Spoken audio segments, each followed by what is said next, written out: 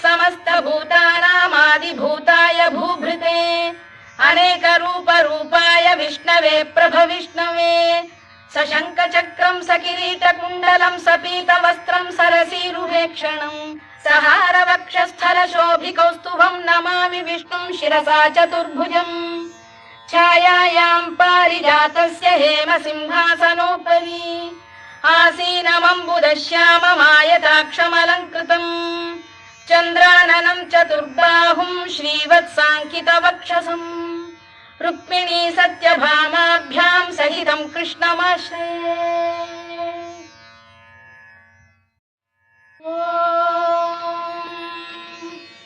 विश्वं विष्णुर्वषत्कारो भूतभव्य भवत्प्रभुः भूतभृद्भावो भूतात्मा भूतभावनः भूतात्मा परमात्मा च मुक्तानां परमागतिः।